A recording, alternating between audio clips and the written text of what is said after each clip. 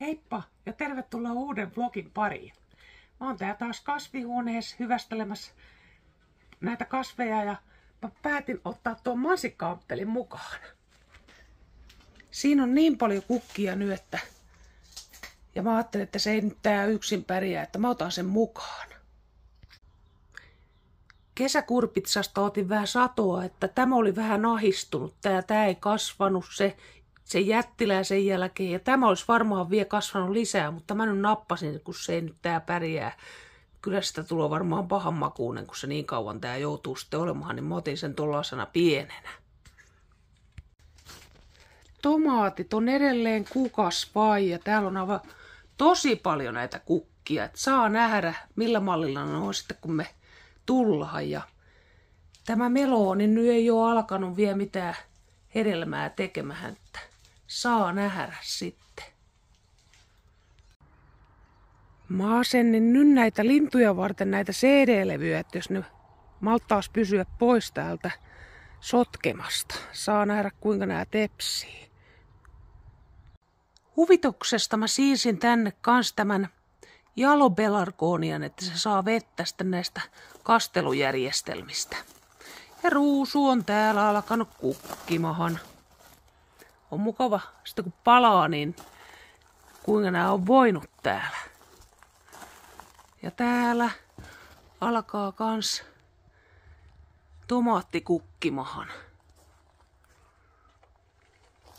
Unikoilla on täällä kans oma kastelujärjestelmä niistä porkkanoista.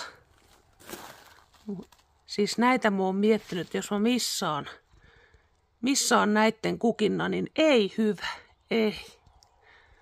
Viime hetket rikkaruohojen kitkemistä ennen kuin lähdetään lomalle. Mä en halua, että nämä karrat heittää siemenensä sillä välin tänne näin, niin mä kitken nämä yhtäkkiä pois. Karrojen nyppimiseen ei kauaa mene, ne lähtöön niin helposti, varsinkin tällaisesta paikasta pois. Se on ihan hyvä juttu kyllä, vaikka ei ne muuten olekaan mukavia kasvia. Omenaakin on vissiin syksyllä tulos, että hyvältä ainakin näyttää. Tässä ei ole niin paljon muuta kuin joiskin kohdissa, mutta sitä noissa toisissa on kyllä. Täällä on kyllä alkuja, omenan alkuja. No niin, mutta pitemmittä puheitta me lähdetään nyt lomalle.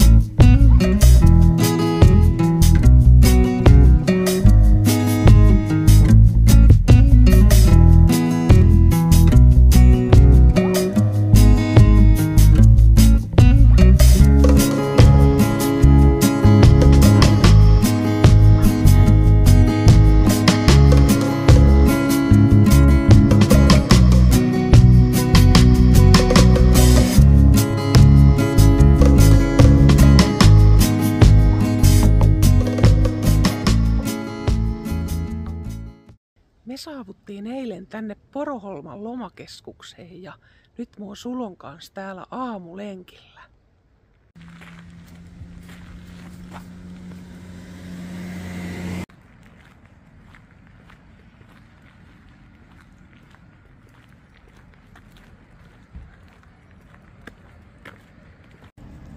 Saatiin hyvältä paikalta tämä vaunupaikka. Aivan veden ääreltä. Täällä on kans hienoja nämä kukkaistutusalueet. Hienosti kallion tuonne väleihin laitettu. Ja tässä on niinku tällainen taideteos. Hieno.